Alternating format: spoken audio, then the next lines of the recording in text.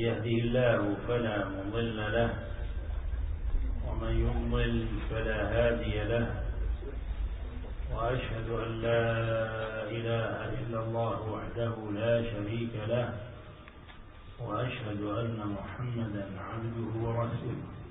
أما بعد، حديثنا أيها الإخوة والأخوات حول آية من كتاب الله هي أصل ودليل على مشروعية التعدد في الإسلام وإباحة التعدد في الإسلام، ألا وهي قوله تعالى: وإن خفتم ألا تقسطوا في اليتامى فانكحوا ما طاب لكم من النساء مثنى وثلاث ورباع، فإن خفتم ألا تعدلوا فواحدة أو ما ملكت أيمانكم ذلك أدنى ألا تعودوا. هذه هي الآية، وهذه الآية لا بد أن نعرف أسباب نزولها. نزلت في أولياء اليتامى، يعني يموت ولي اليتيمة فتكون في حجر رجل، في كنف رجل، فتكبر، فإن كانت جميلة ذات مال تزوجها ولم يفرض لها صداقة يعني مهر، والله عز وجل قال: وآتوا النساء صدقاتهن نحلة، أي تدينا وتعبدا. نحلة أي فريضة، يعني حق واجب للمرأة.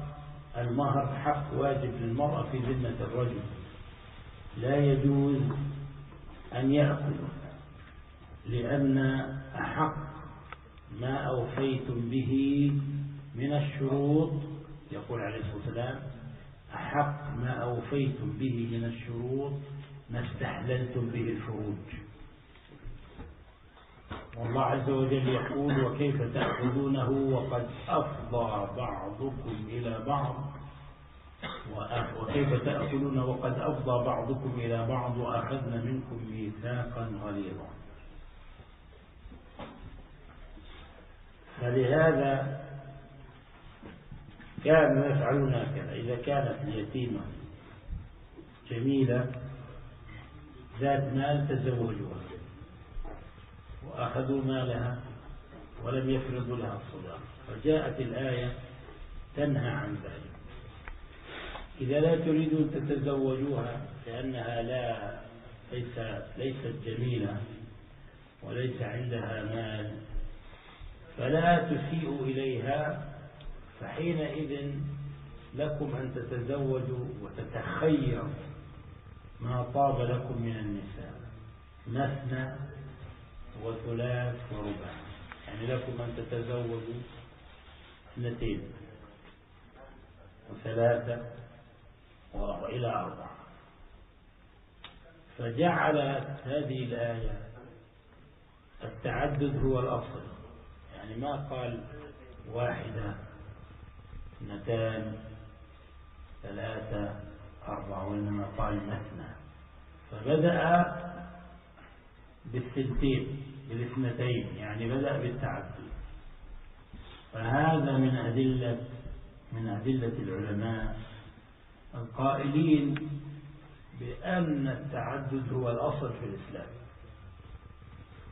التعدد يعني الأصل في الرجل المسلم أن يكون معددا، عنده أكثر من زوجة، لا أن يكون ذا زوجة واحدة يحيض معها إذا حاضر وينفس معها إذا نفس، وإذا غابت عنه أو كانت في عذر جلس ملوما محسورا. وإنما يكون عنده 2 أو 3 أو 4، هذا هو الأصل، والسقف إلى 4، لا يجوز أن يزيد على 4 مهما كان في قوته البدنية والجنسية، فإنه تكفيه 4 إذا كان قنوعا عفيفا. أما إذا لم يكن كذلك فلا يكفيه 40، لأن القناعة من الله عز وجل. ثم هناك ما يسمى بالإماء، الزواج بالإماء. اليوم ما في إماء، لكن لما كان هناك فتوحات إسلامية والجهاد، كانت نساء، هذا الشباب يتكلمون يشوشون علينا،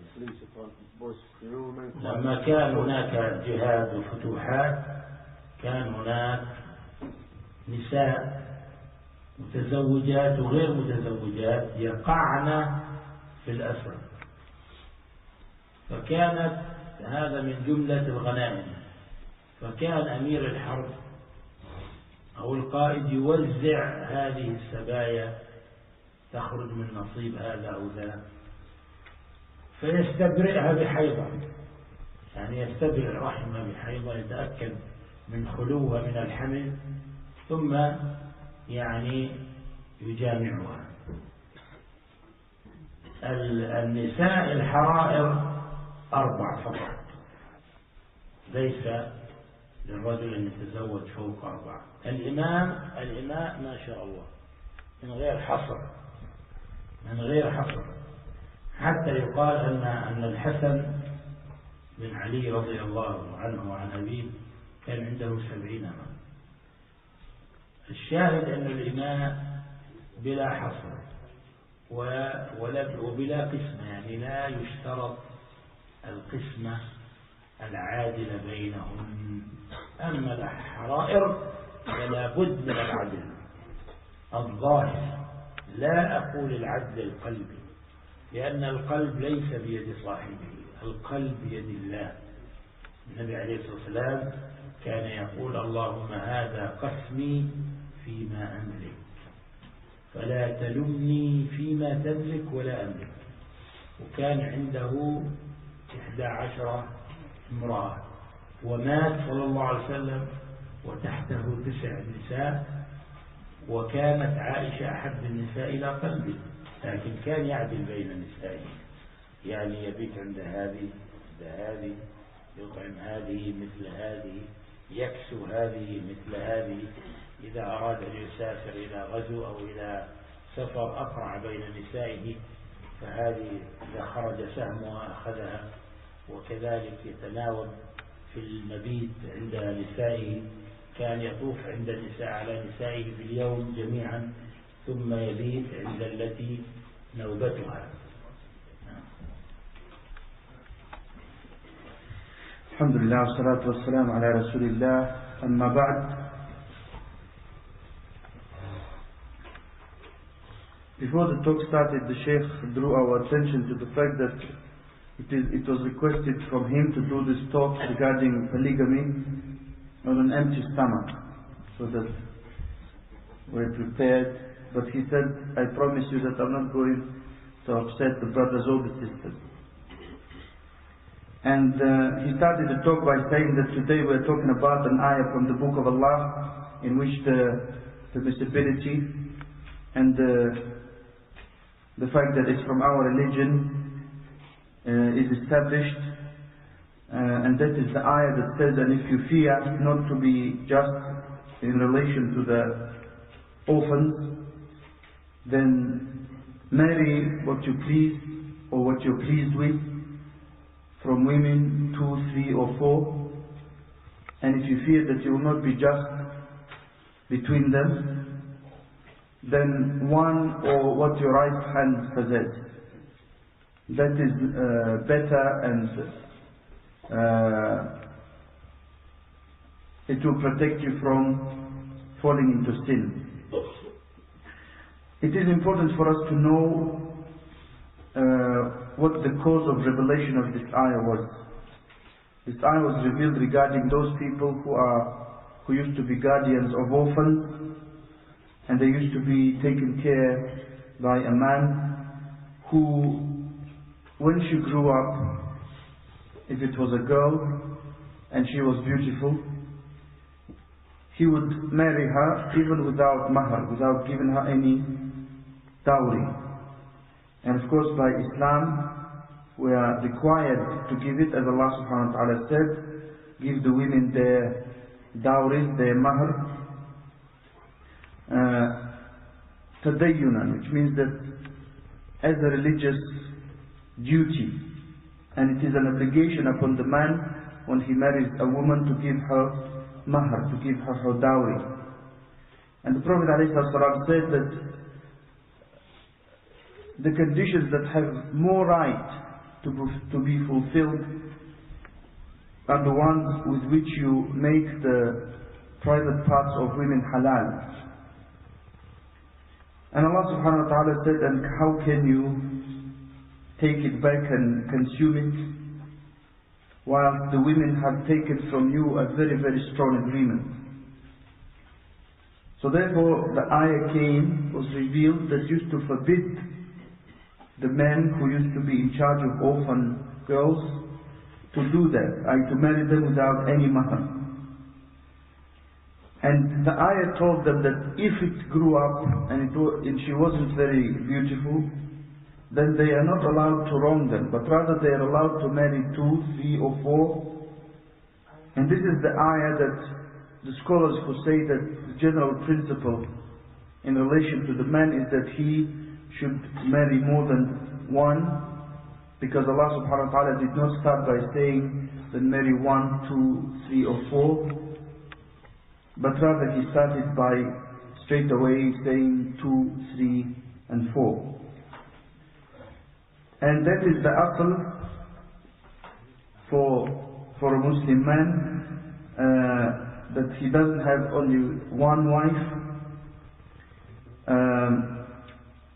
Going into his monthly period, when she goes into her monthly period, and when she gives birth, as if he gives birth as well. And then when he travels or something like that happens, some circumstance, he sits in blame and in loss. But the top and the limit is 4. Even if he is very, very strong and capable to marry more, the person who wants to be satisfied, he is not allowed to marry more than 4. And that's in relation to those women who are called hara'ir in Arabic, the free women. As for the slave girls or concubines, and of course there's no such thing today, but when the Muslims used to have battles and fight wars, sometimes they would take women as well as men as prisoners, and those women would fall and be part of the booty, maybe of the beauty as well, and they would wait for one menstrual cycle, and then they would be to make sure that there was no pregnancy, and then they would be able to have relations with them. And in relation to the free women, as the Sheikh said, the limit is 4. As for the slave girls or concubines, there is no limit. And it is said that Hassan, the son of Ali bin Abi Talib radiallahu anhuma, he used to have 70 slave girls. And it is not obligatory to share the time equally between them, between the slave girls. As for the free women, then it is an obligation to be just. And just here we mean by what the person can do in terms of the spending and the time. As for the love and things that are to do with the heart, then there is no control of that individual over that. And the Prophet ﷺ used to say, this is my distribution of my time and my wealth. in what I possess and I have control over, addressing Allah subhanahu wa ta'ala, and do not take me to account for what I have no control over. And the Prophet ﷺ married 11 wives, and he died whilst having under him 9. And Aisha radiallahu anha used to be the most beloved of them all. But that would not prevent him from being just to them all. He would dress them as equals, he would treat them as equals, and if he were to go to travel, on a travel, he would always draw lots, and the one whose lot came, he would take her, alayhi salatu wassalam. And sometimes he would go and have relations with all of them in one day, and he would end up spending the night with the one whose turn it was to spend the night with. نعم. فالتعدد في الإسلام ليس بدعة وليس فاحشة كما يصوره أعداء الإسلام وكما يصوره الغرب. أباحوا الحلال، أباحوا الخليلات العشيقات وما نتج عن ذلك من زنا وخيانات، وحرموا ما أحل الله وما شرع الله. منعوا التعدد وأباحوا الخليلات. ممكن المرأة تخون زوجها عشرات المرات، والمرأة في الإسلام لا تعرف إلا زوجها لئلا تختلط الأنساب. ولهذا منع الإسلام المرأة أن تعدد، لأن المرأة هي التي مؤتمنة على هذا الجنين وعلى هذا الطفل وعلى انتسابه إلى أبيه. والمرأة جعلها الله عز وجل لزوجها، والزوج مع أنه رخص الله له وأباح له أن يعدد، لكنه مطلوب منه وواجب عليه أن يتقي الله في هذه المرأة التي تزوج عليها والتي أتى بأخرى ثانية وثالثة، أن يكون حقها محفوظ وأن يعطيها مثل ما لنسائه، فلا تأتي ثانية على حساب الأولى بحيث تأتي الثانية فيخرج الأولى من بيتها، أو تأتي الثانية فيهجر الأولى ولا يطعمها أو يكسوها أو ينفق عليها فيميل إلى الثانية أو إلى الثالثة. هذا فيه وعيد شديد. من يفعل ذلك فقد ارتكب كبيرا من كبائر الذنوب ووقع في الظلم، والظلم ظلمات. يقول النبي صلى الله عليه وسلم: اتقوا الله في النساء فإنهن عوان عندكم، يعني كالأسيرات، أخذتموهن بكلمة الله واستحللتم فروجهن بكلمة الله. ويقول عليه الصلاة والسلام: إن المرأة خلقت من ضلع، وإن أعوج ما في هذا الضلع أعلاه، فإن أردت أن تقيمه كسرته، فاستوصوا بالنساء أو استمتعوا بهن.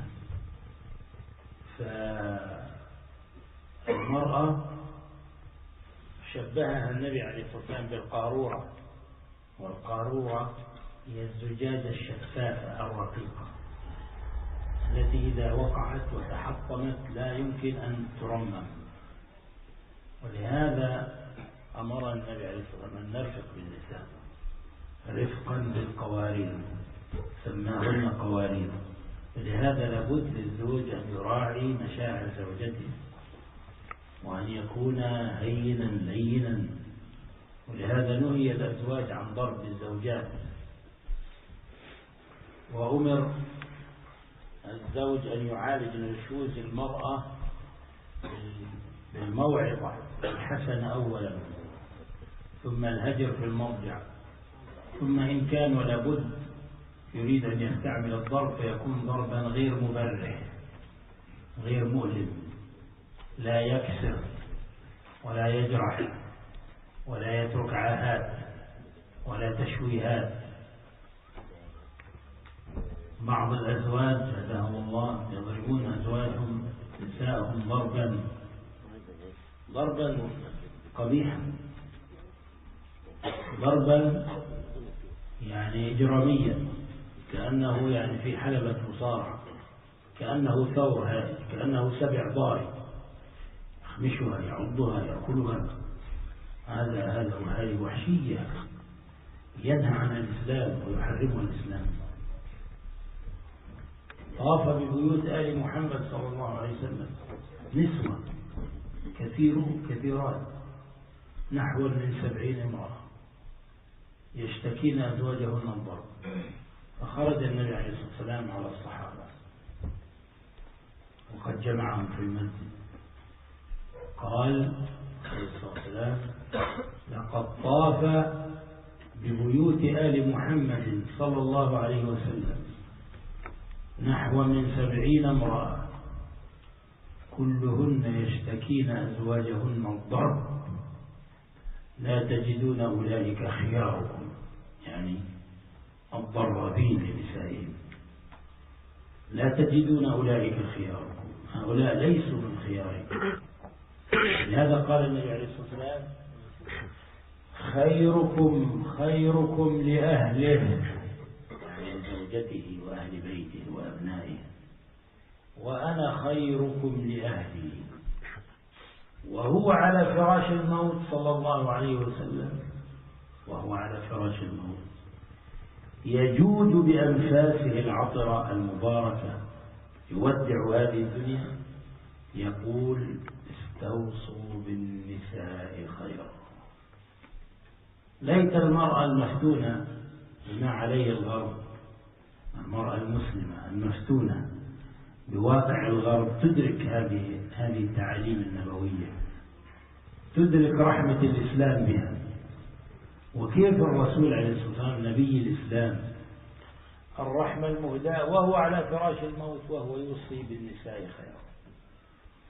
وكيف يقول الرسول عليه الصلاة والسلام للذين لا يتقون الله في زوجاتهم فيضربونهن ضربا مبرحا، قال: أولئك ليسوا خياركم، لا تجدون أولئك خياركم. يعني هذا ذم النبي عليه الصلاة والسلام الأزواج الذين يضربون نساءهم، لأن الإسلام القرآن يقول: إمساك بمعروف أو تسريح بإحسان. امرأة ما في تفاهم بينك وبينها، يا أخي لا تضربها، لا تؤذيها، لا تحبسها، لا تهينها، لا تذلها، إما تتفاهم معها وتفهمها بالعقل والحكمة، وإما تعطيها ما لها من حق وتسرحها صراحة جميلة. لهذا قلت إن العدل بين الزوجات من الواجبات، وترك العدل من الكبائر والموبقات. ولا أدل على ذلك من قول النبي عليه الصلاة والسلام: من كان له زوجتان فمال إلى أحدهما أو فمال إلى إحداهما، يعني له زوجتان لكن يميل إلى هذه ويدع هذه، يعطي هذه ويمنع هذه، يضرب هذه ويكرم هذه، يأتي ينام في فراش هذه ويهجر هذه، إيش له عند الله من عذاب؟ يلقى الله يوم القيامة وشقه ساق، يعني يبعث يوم القيامة مشوها بلا شق، نصف إنسان بنصف واحد، يعني يد ورجل ونصف رأس، شق ساق مائل. انظروا إلى هذا المنظر، هذا منظر لما يقوم صاحبه يعرفون الناس أن هذا كان عنده نساء وكان ما يتقي الله ولا يعدل بينهم. وهذا فيه وعيد شديد أن الإنسان يعني التعدد غاية ما فيه أنه مستحب، التعدد غاية ما فيه أنه سنة مستحبة لمن قدر عليه، لكن الذي لا يقدر على العدل يصبح التعدد عنده حرام عليه. التعدد مباح ومستحب إن قدرت على العدل، أما إذا لم تعدل فترتكب موبقة وحرام وكبيرة، ويوم القيامة تبعث على هذا الحال، أن حال المزري، حال المؤلم، مثل إنسان مشلول أو مثل إنسان معوق معاقع، نصف إنسان شقه ساقط، نسأل الله العافية. لهذا أنت يا تقول التعدد، والتعدد جيد، كلنا نحب التعدد، كلنا نقول تعدد، لكن هل كل من عدد يقدر على مؤونة التعدد؟ يقدر على أن يعدل؟ ولهذا قال ربنا في الآية بعد أن ذكر إباحة نكاح أكثر من امرأة، فانكحوا ما طاب، وهذا اللفظ هذا النص ما طاب يدل على أن الإنسان ينبغي أن يبحث عن المرأة الطيبة ولا يتزوج الخبيثة، لأنه سيجني على نفسه. من تزوج بالخبيثة، والخبيثة نعني بها المشركة أو الفاسقة أو الفاجرة أو الناشز، من تزوج بها فقد حفر قبره بيده. فربنا عز وجل يقول فانكحوا ما طاب، فانظر إلى الطيبات. إن كنت طيبا فستبحث عن الطيبة، لأن الله عز وجل يقول الطيبون للطيبات. وإن كنت لا سمح الله خبيثا فستبحث على الخبيثة، لأن الخبيثون للخبيثات، ولأن الطيور على أشكالها تقع كما يقال. والزاني لا ينكح إلا زانية أو مشركة، والزانية لا ينكحها إلا زان أو مشرك، وحرم ذلك على المؤمنين. فيجب عليك أن تبحث عن المرأة الطيبة الصالحة، ولهذا جاء في الحديث فاظفر بذات الدين تربت يداك. الله عز وجل يقول فانكحوا، هذا أمر، لكن هل هذا الأمر للوجوب؟ الواجب على كل مسلم أن يعدد؟ لا، هذا الأمر للإباحة. لماذا؟ لأن الله قال في الآية فانكحوا ما طاب، أي تخيروا الطيب من النساء مثنى وثلاث ورباع. إذن 1 2 3 و4 آخر شيء. فإن خفتم ألا تعدلوا بينهن فيحرم عليك التعدد، فواحدة أو ما ملكت أيمانكم. ملك اليمين مفتوح، لأنه لا يشترط في ملك اليمين القسمة بالسوية بين النساء. في أناس ما شاء الله عندهم 4 نساء ويدعون الله أن يفتح باب ملك اليمين مشان هدم المزيد، وهم قد لا يكونوا قادرين على العدل مع هؤلاء الأربعة،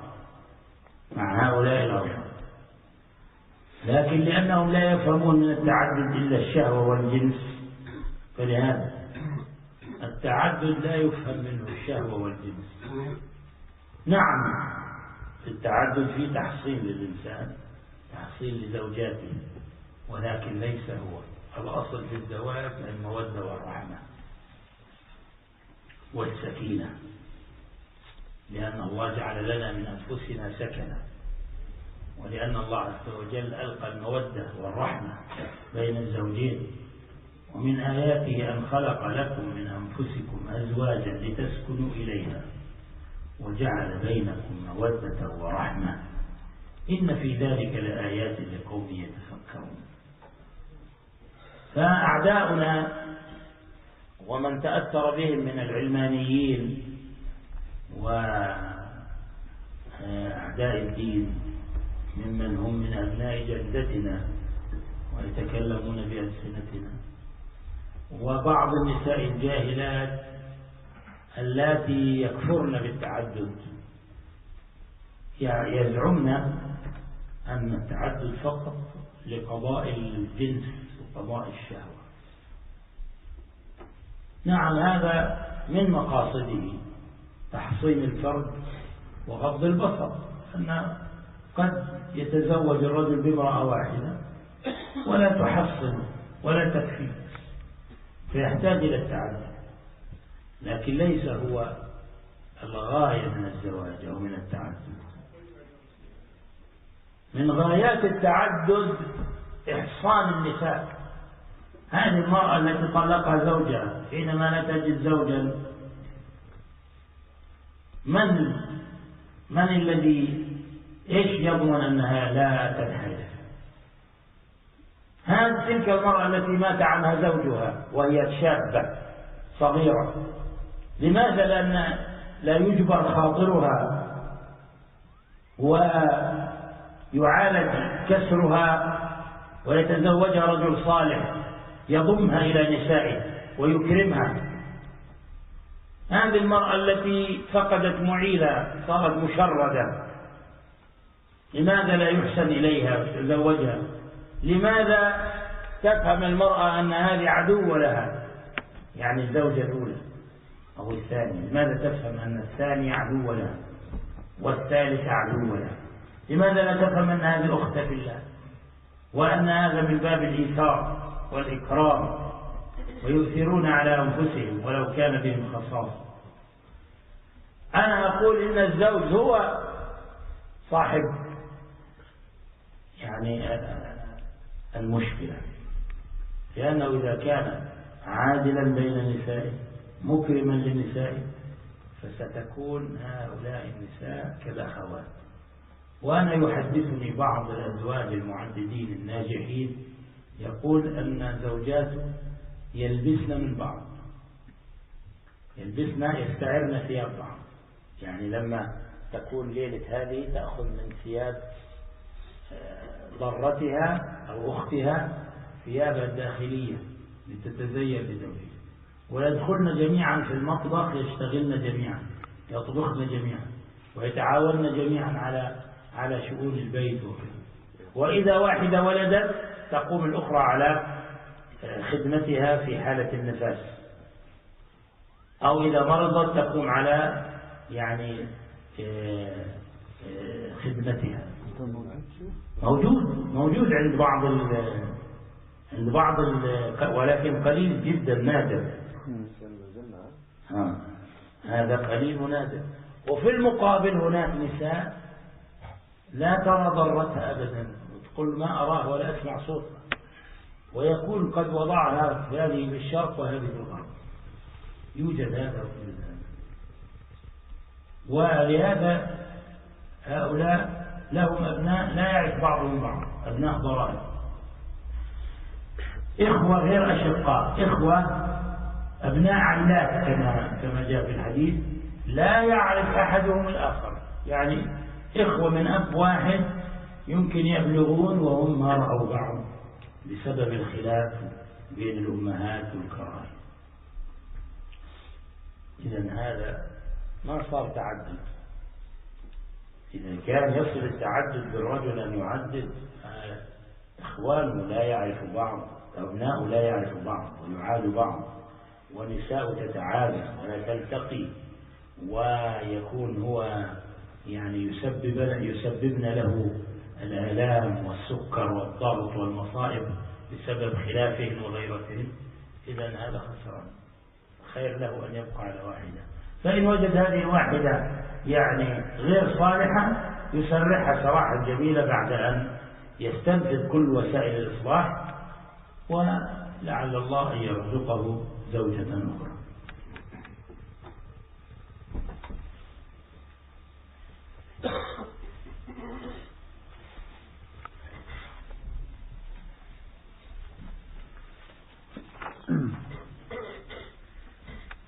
And the ayat and the ahadith that we have presented, they show that it's not something that occurred only, it's not an innovation, and it's not some sin, some terrible sin as the enemies of Islam try to portray, that polygamy is something that is terrible, it's an aberration and so on, who themselves make what is haram halal, because they allow and they don't say anything to someone who has girlfriends, even if they may be unlimited, and they make something that Allah subhanahu wa ta'ala allowed haram, the other way around. And sometimes, unfortunately, a woman may, just like a man may sleep around, they may sleep around, have more than even 10 partners or so, but if they get married, that's a problem. Whereas with the Muslim woman, she stays with one husband unless she gets divorced, so that the lineage can be traced to a certain man, and those are not mixed. And the woman is not allowed in Islam to marry more than one husband at one time, because of that same reason, that she is the one who is entrusted with the fetus, and she is the one who is entrusted with knowing who actually had relations with her and whose child it's going to be. And of course, what we must mention, Ikhwan, is that it is an obligation upon every husband to fear Allah. Her rights are preserved, the rights of the wives are preserved in the Quran and the Sunnah. So when someone wants to marry more than one wife, he should not do so, and he should not allow a situation to occur where the second wife is preferred over the first one, and that he does not in any way, with his apparent actions, lean towards the first or second or third one of them or some of them, and he leaves others and he wrongs them, because that is one of the major sins, and that is zulm, injustice, and that is darkness on the day of judgment. And the Prophet ﷺ used to say, fear Allah regarding your women, because they are like prisoners with you. You have taken them and made it halal for yourselves with the word of Allah, so fear Allah regarding them. And he ﷺ used also to say, the woman is created from a rib, and the top part of that rib is the curved part. Therefore, I advise you to treat women well. And the Prophet ﷺ compared them to a glass container, because that container is very thin and easily breakable. So if it gets broken, it's not possible to fix it. And he said, ﷺ, be kind to the containers, to the qawarir, that are containers made of thin glass. Therefore, the husband must always think of the psychological state of the woman and her feelings, so that he is easygoing, he is kind and attentive. That is why the husband has been forbidden from hitting his wife. And the stages, as you all well know, have been mentioned in the Quran. First, to advise; second, to stay away from her; and thirdly, to strike if necessary, if he thinks that's going to help, in a way that doesn't cause pain or injuries or anything like that. Some husbands, may Allah guide them, they have wars in their house. They bite their wives, they kick them, they hit them, they slap them, they do things you think that war broke out or something, or a revolution is going on. And of course this is something that in Arabic is called wahshiyya, something savage. It's not a human trait, it's not a human character to do that. Because the Prophet ﷺ said that something like 70 women came around to the wives of the Prophet ﷺ and complained about their husbands hitting them. And he said, you will not find those to be the best amongst you. So this is when the Prophet ﷺ says, you will not find them to be the best, that means that they are not the best. This is a blame upon them. And he ﷺ used to say, the best amongst you are the ones who treat their wives the best. And the Prophet ﷺ on his deathbed, he is breathing his last breath before dying, and he says, he orders the Muslims to treat the women well. And we wish that the Muslim women who have been affected by non-Islamic ideologies would reflect upon this. How is it that the Prophet ﷺ, dying and breathing his last moments in this life, is telling the men to fear Allah regarding the women? And if someone doesn't like his wife, of course Allah has given us a choice. Either you keep her in goodness or you part with her in goodness. Do not treat her badly, do not abuse her, do not be unjust towards her. If you cannot find mutual understanding, then just let her go in peace and harmony. As for sharing the time and the other things between the wives, then that is an obligation upon the husband, and to leave that is one of the major sins. The Prophet ﷺ said, whoever had 2 wives and he preferred one of them over the other, what is his reward of that individual? He will come on the day of judgment having no half of his body. One half of his body will be missing. So imagine his hand, one of his hands will be missing, his whole side will be missing, his leg will be missing, half of his head will be missing. That is a very scary sight, number one. And number two, everyone on the day of judgment will know that he treated his wives unjustly. That is one of the purposes of that punishment. So therefore this is a very severe threat, and we must bear in mind that to practice ta'addud, to practice polygamy, the top that it reaches with the scholars is that it is mustahab, that it is preferable, the top. Whereas for the person who is able to be just, if he is not able to be just, it is not allowed for that individual to marry more than one.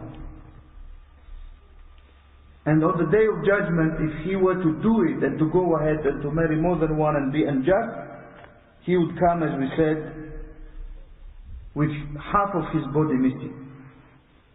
And of course all of us, and I think the Sheikh wasn't talking about the sisters, all of us, we like to practice polygamy. But when we do we consider it seriously? Do we treat these issues seriously or not? And the fact that Allah subhanahu wa ta'ala said in the Quran, "Ma ta'aba," what you like, it has the same root as tayyib, good. So therefore, this shows that the husband must choose the wife or the wives that are good. They obey Allah and the Messenger alayhi salam. And that he will reap the fruits of that marriage either way. If he chooses a good one, he will find it a good marriage. And if he chooses a bad wife, someone who falls into shirk, iyadhan billah, who is a mushrika, someone who disobeys Allah, someone who may disobey the husband, and treat him badly, he will find the bitter fruits of that marriage. And if the individual himself is good, he must always try and find a good wife. Because Allah subhanahu wa ta'ala said that those who are good are for the good women. Those who are good from the men are for the good women. And of course everyone finds the likeness of himself, as it goes in the proverb. And Allah subhanahu wa ta'ala also said that the men and women who commit zina, adultery or fornication, and do not repent from it, it is not permissible for the believers to marry them. They are only allowed to marry one another, i.e. similar individuals who have committed zina, or they are allowed to marry the mushrikeen.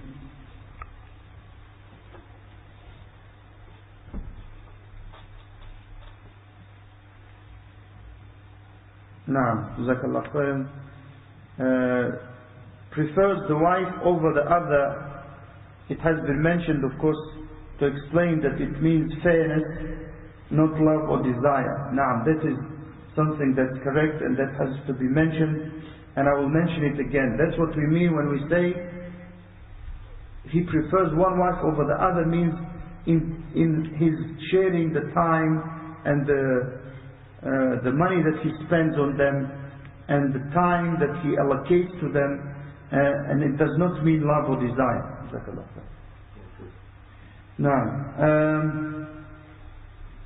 Now, so the people who commit zina, a'yadhan billah, they're only allowed to marry the likes of themselves or the mushriks, the people who commit shirk. And Allah said, and that has become haram, has been made impermissible for the believers. That is why the Prophet ﷺ used to advise the Muslims to marry a religious wife. And he used to say, choose or pick the one who is religious, may your hands be covered in dust. And that is the dua, like we said, that they used to say as a part of their speech.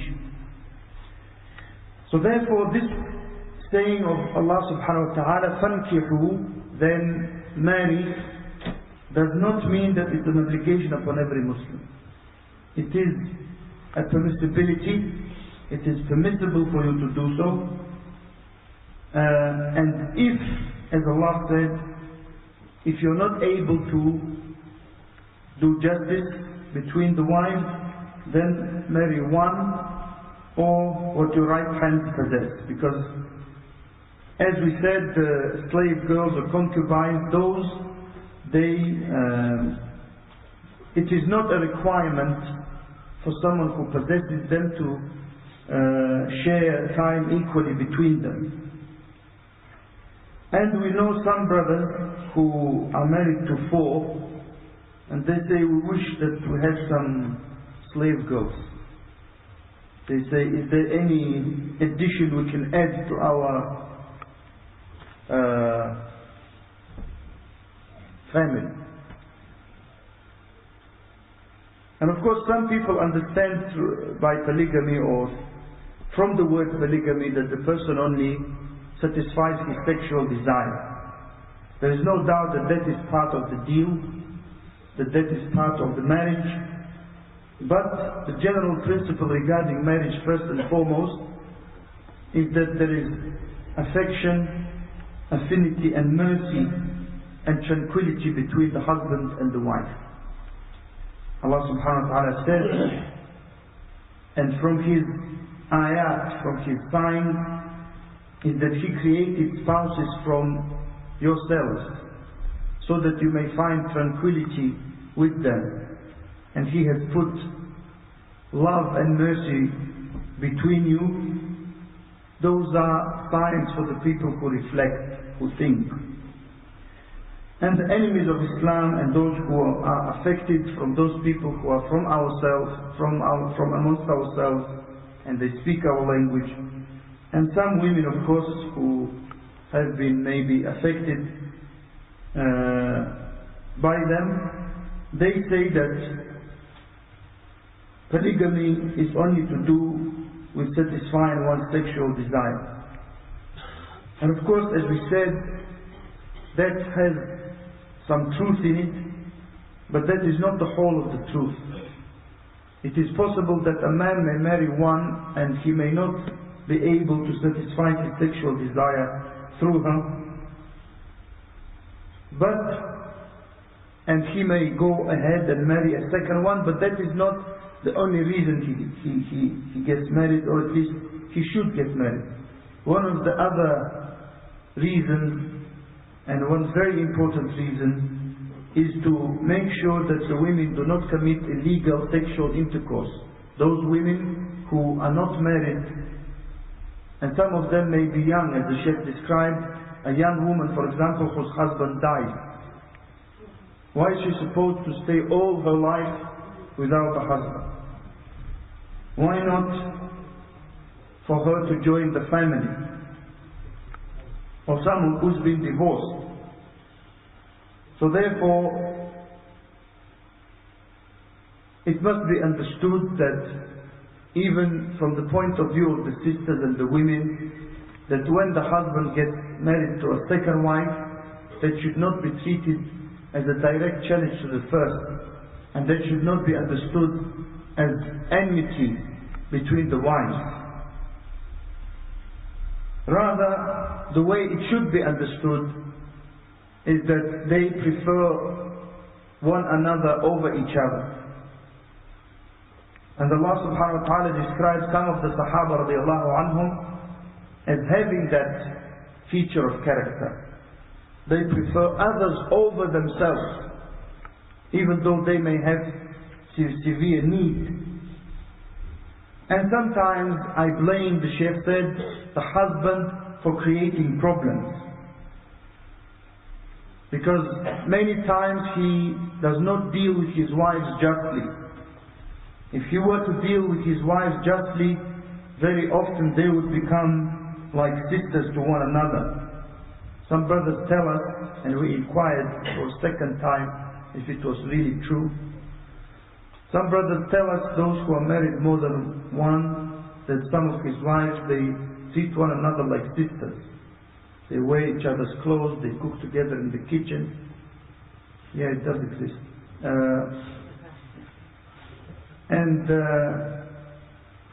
When one of them gives birth, the other helps out.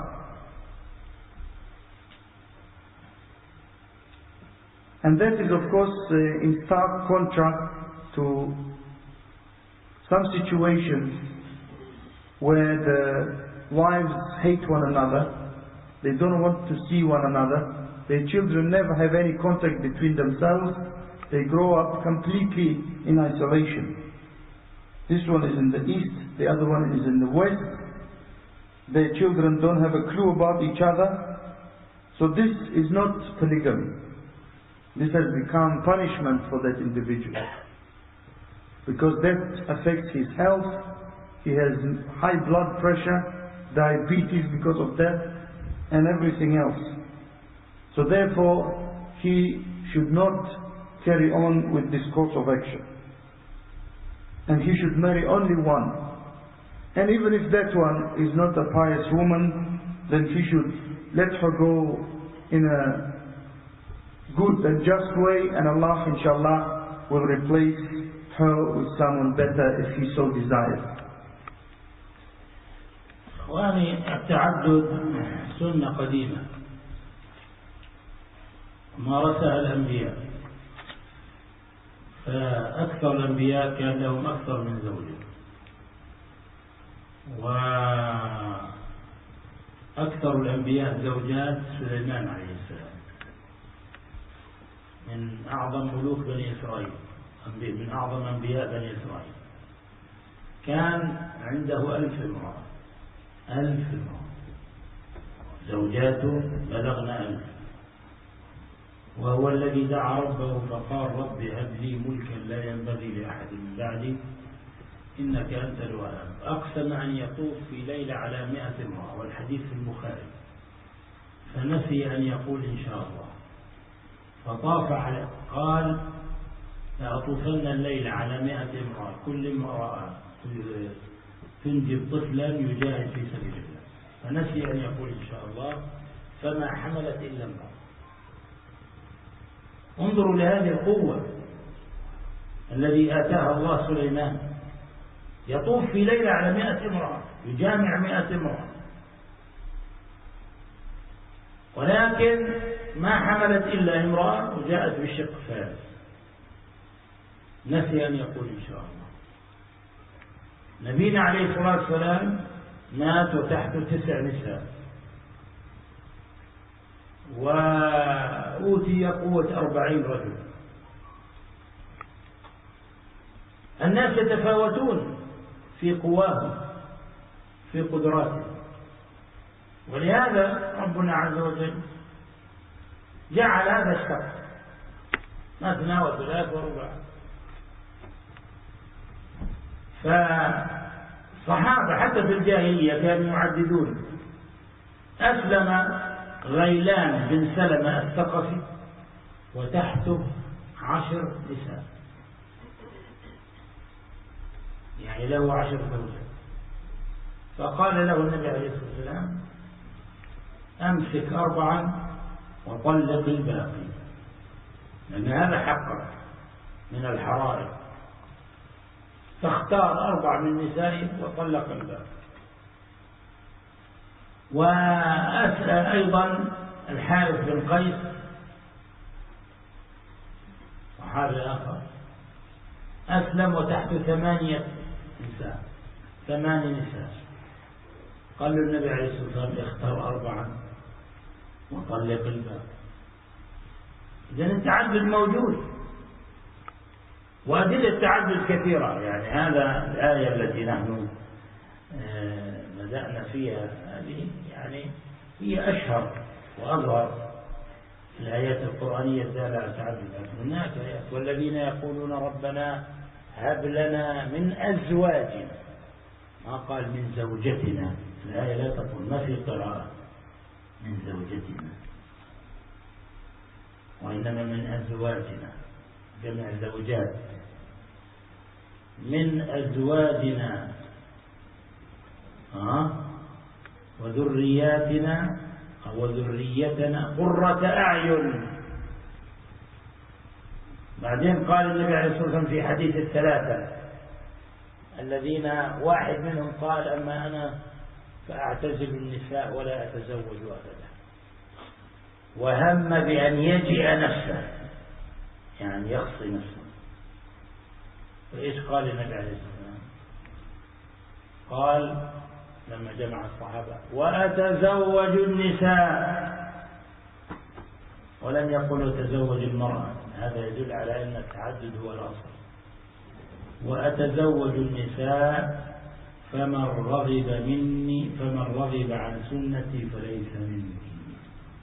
وقال عليه الصلاة والسلام مخاطبا أمته وشباب أمته تزاوجوا تكاثروا فإني مكاثر بكم الأمم يوم القيامة. هذه الأمة قال النبي عليه الصلاة والسلام أرجو أن يكونوا نصف أهل الجنة. إيش معنى قول النبي عليه الصلاة والسلام تزاوجوا تكاثروا؟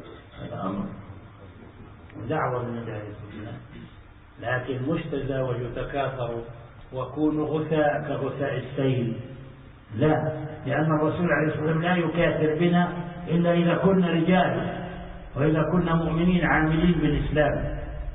أما إذا كنا والعياذ بالله غثاء فيقول الرسول سحقا سحقا. ولهذا يعني في أناس أحيوا هذه السنة وتزاوجوا التكاثر، لكن تركوا أولادهم للشوارع وتركوا أولادهم نهبا للشيطان وضيعوا أبنائهم، مثل بيض السلاحف، السلحفة تبيض وتترك بيضة وتمشي، ويلا دبروا حالكم يا أولاد، ما ينفعك، أنت مسؤول عن تعليم هذا الطفل، مسؤول عن طعامه، مسؤول عن كسوته، سيسألك الله، مسؤول عن دينه. يسألك الله عنه. قوا أنفسكم وأهليكم نار وقودها الناس والحجارة. الشاهد يا إخواني لا يجوز للمرأة أن تنكر التعدد. يعني امرأة تزوج زوجها فلا تنكر التعدد، مع أني أعلم أن هناك نساء يدعين الإسلام يتمنون لو تحق هذه الآية من القرآن أو تحدث أو لا يرينا من شدة كراهيتهن للتعدد، وهذا لا يجوز. ليس هذا من الاستسلام لله، لأن الله عز وجل يقول فلا وربك لا يؤمنون حتى يحكموك فيما شجر بينهم ثم لا يجدوا في أنفسهم حرجا مما قضيت ويسلموا تسليما. أين الاستسلام لله؟ خلاص، التعدد حق، التعدد من الدين، إنكاره كفر، إنكار التعدد كفر. لكن ممكن المرأة تقول والله إن التعدد شاق علي، يعني لا أنكره أؤمن به ولكنه شاق علي، هذا شيء معذور فيه لأن هذه فطرة. لكن أن تقول لا، التعدد ليس له أصل تعدد، والتعدد كان زمان واليوم لا يجوز. بعض النساء هداهن الله تعيش مع زوجها سنين يمكن 30 سنة، فإذا تزوج عليها طار عقلها، ما بقي في رأس عقلها. قد تترك الدين، قد ترتكب جريمة، قد والعياذ بالله تنسلخ من دينه، قد تطلب الطلاق، وهذا كثير يفعلنا، تطلب الطلاق من زوجها، تقول له إما أن تطلق يعني هذه الثانية أو تطلقني. لا تريد أن تنفرد به، هذا استعمار، تريد أن تستحوذ عليه، ممنوع يتزوج. وأعرف صديق خيرته زوجة، تزوج على زوجة، كبرت زوجته، كبرت صارت لا تنجب، والمرأة لما تكبر بعد 40 يعني تصير عندها مشاكل حتى لا تعود ترغب في زوجها. والزوج ما شاء الله يمكن يبقى ل80 فعال ومنتج، والمرأة إذا أيست من المحيض تغيرت طباعها وتغير، وحتى رغبتها في زوجها وفي الفراش تقل وتضعف. فقالت له طلقني، إذا ما دام أنك تزوجت عليه طلقني، إما أنا وإما هي. الرجل نظر فقال إذا كان هذه العشرة طويلة يعني 25 سنة أو 30 سنة هكذا تضحين بها بهذه السهولة لأني طبقت شرع الله وتزوجت بالحلال، فالحق بأهلك. لا والله هذه أولى منك، فطلقها. هي تقول قد جنت على نفسها، جنت على أسرتها، على أبنائها، شتتت أبنائها، اكتسبت غضب ربها، نالت غضب ربها. لأن المرأة إذا طلبت من زوجها الطلاق من غير ما بأس فقد برئت منها ذمة الله كما جاء في الحديث. أيما امرأة طلبت من زوجها الطلاق من غير ما بأس فقد برئت منها ذمة الله أو حرم الله عليها الجنة، أو كما جاء في الحديث. والتي تطلب الطلاق لأن زوجها تزوج عليها هذه داخلة في هذا الوعيد. فماذا نالت هذه المرأة؟ وبعد ذلك ستقعد يعني هي والشيطان وسيدلس ويلبس عليها الشيطان، وربما شككها في دينها وربما أخرجها من الإسلام. امرأة حالة أخرى، امرأة عجوز قال لها وأنجب منها الرجل ولد واحد، يريد رجل ما شاء الله فيه قوة، بعد ما بلغ 60 زاد عن 60، وهي لعلها تكبر، هي 60 أو أكثر.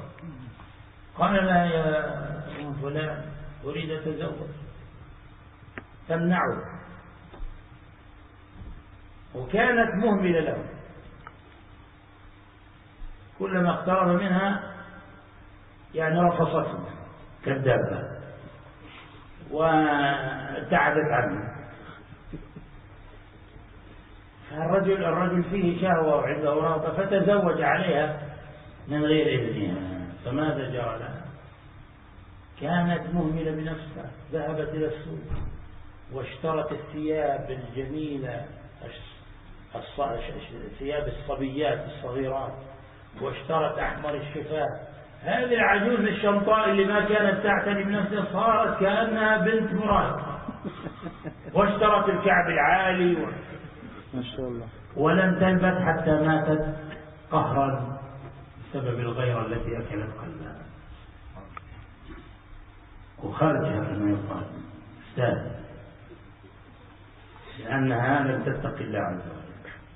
فعلينا أدعو أخواتي أن يتأسين بنساء السلف، وأدعو الشباب أن يتأسوا بسنة نبي صلى الله عليه وسلم وبمنهج السلف. أدعو كل من عنده أكثر من زوجة أن يتقي الله في زوجاته، وأن يعدل بينهن، وأن يحسن إليهن. القلب هذا بيد الله، لكن لا يظهر ما في قلبه أمام هذه أمام تلك، يعني أمام الأخرى. في بعض الأزواج عندهم سياسة جيدة، إذا جاء إلى هذه أشعرها أنها هي وبس، وإذا جاء إلى تلك أشعرها أنها هي وبس، وإذا جاء إلى هذا، وهذا موضوع مفتوح فيه المجال، يعني ليس هذا من الكذب، بل هذا من المباح. أما أن يكون عند هذه على خلاف هذه، وعند هذه على خلاف هذه، وبعض الأزواج يوقعون بين زوجاتهم، يوقعون فتنة حتى تبقى نار مستعرة ولا يجتمعن ضدهم.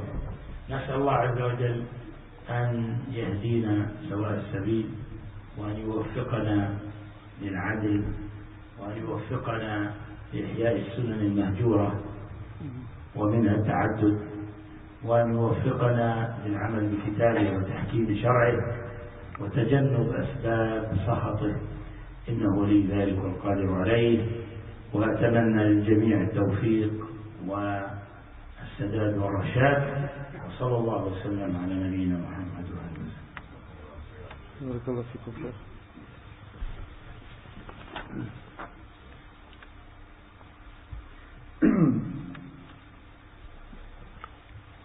Brothers and sisters, polygamy is something that has existed for a very long time.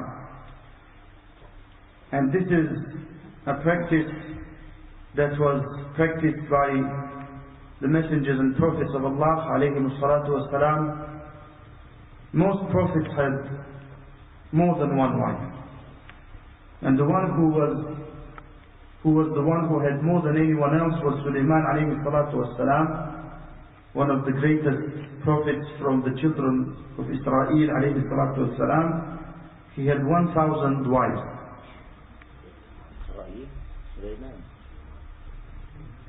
من بني إسرائيل.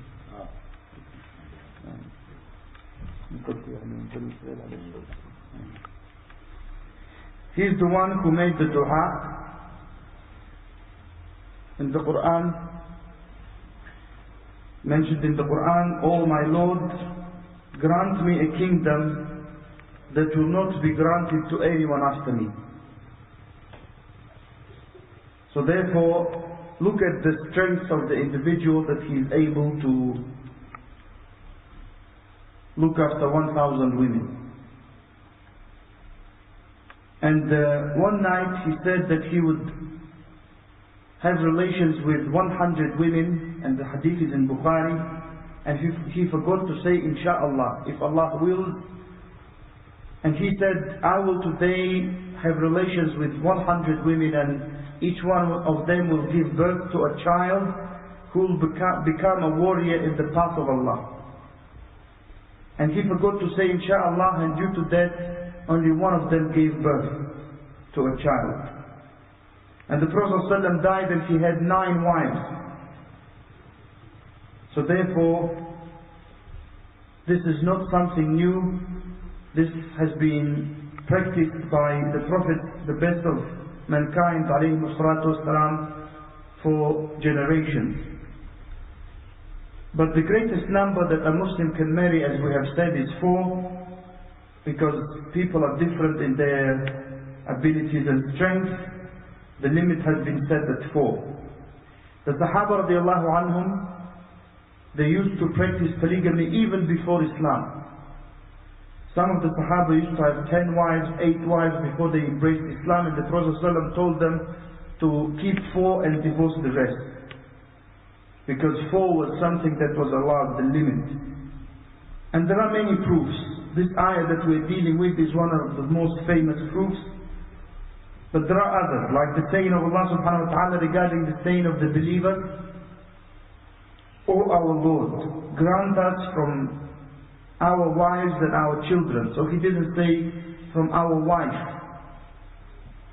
And that shows also that this is from the practices that Islam has re-established and reaffirmed. And in the hadith of those 3 individuals who came to the Prophet ﷺ and to the houses of his wives, one of them said, I will never marry women. And the Prophet ﷺ gathered the companions radiallahu anhum, and he addressed them and said, as for me, then I marry women, I take women in marriage. And he didn't say woman. And whoever turns away from my sunnah, that he is not from me. And one day the Prophet ﷺ addressed his companions as he used to do, and he said, marry from amongst yourselves. Can I just make an announcement for the sisters to remain quiet and listen to the translation? I'm sitting here, really, besides the Sheikh, I can hear the sisters talking. No. Even though the topic is...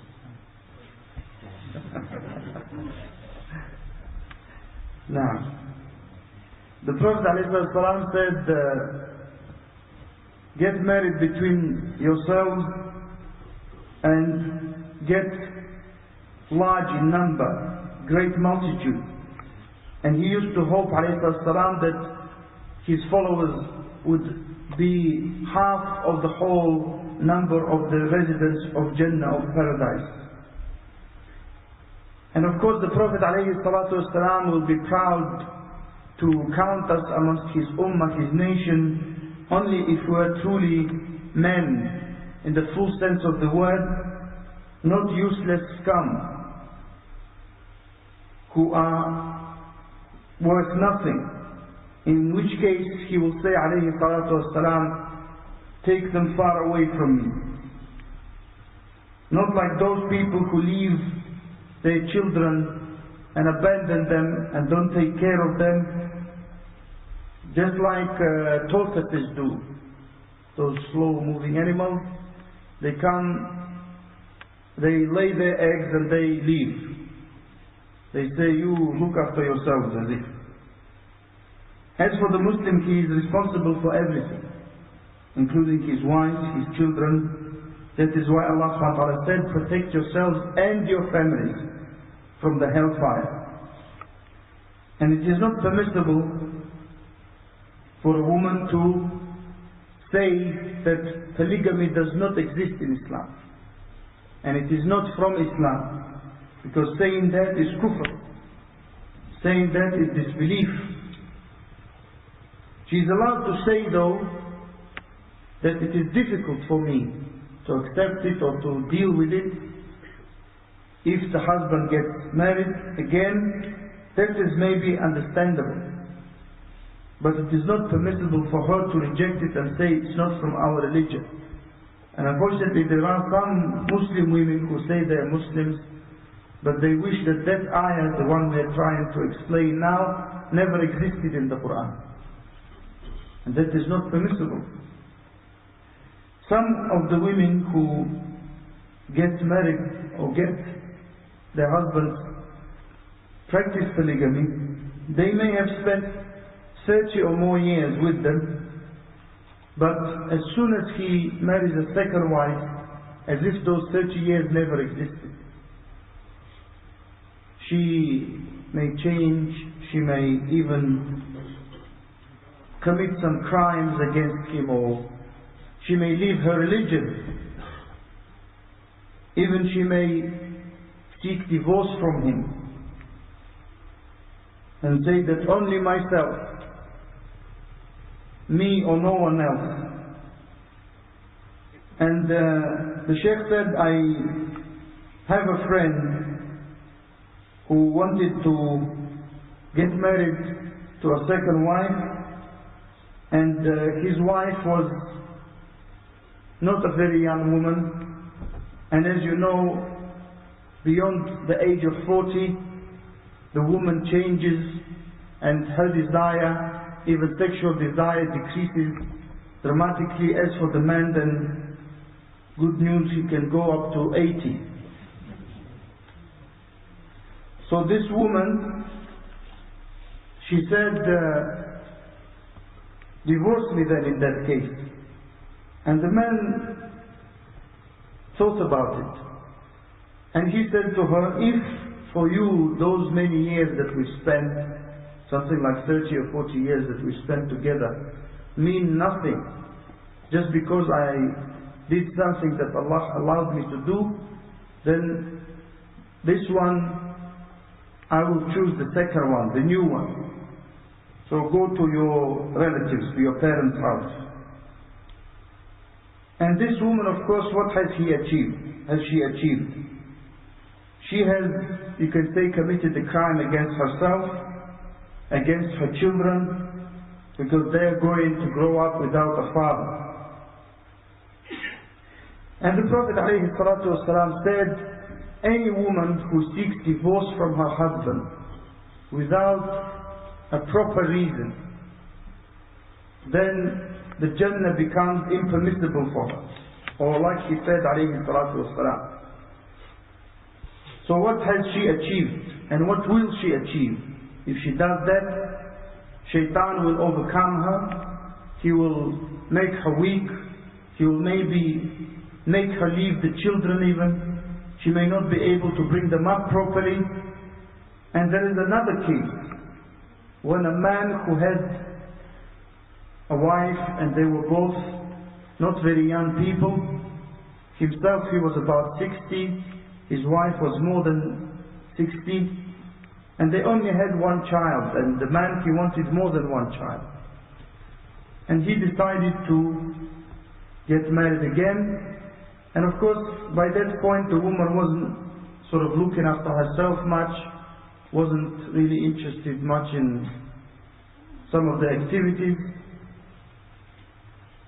And every time he wanted to have relations, she would rather stay away from her like a wild animal.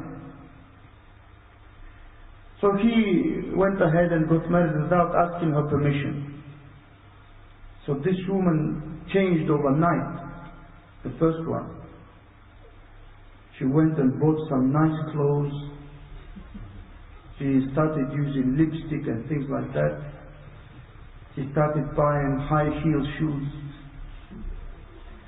She became overnight from a 60-something-year-old woman into a 20-year-old woman.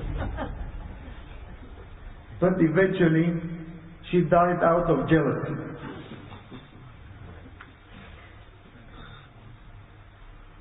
So the Sheikh said, I advise my sisters to take as an example the women of the Salaf, the women of the pious predecessors, and I advise my brothers to take the Sunnah and the pious predecessors as their example. Any one of you who has more than one wife, he must bear in his mind that he must have taqwa in relation to them. He must fear Allah. He must be just between them. He must not, in front of one of them, show that he has some affection for the other. And some brothers, they have a good policy. Every time they visit a wife, they make her think that she's the best. And every time she goes to the other one, he makes her feel the same. And some, unfortunately, they create problems between the wives so that they become busy between themselves and he can rule them as he wishes. And that is not correct. And at the end, the Sheikh said, I ask Allah subhanahu wa ta'ala to guide us to the straight path, to enable us to be just in all of our affairs, and to enable us to revive some of the parts of the Sunnah that have been left or forgotten, and from that is polygamy, and to enable us to implement His Sharia, and to make us far away from things that lead to Allah's anger subhanahu wa ta'ala. And I also ask Him to guide us and keep us upon the straight path. And we all say Ameen, and we are grateful to the Shaykh for the lecture.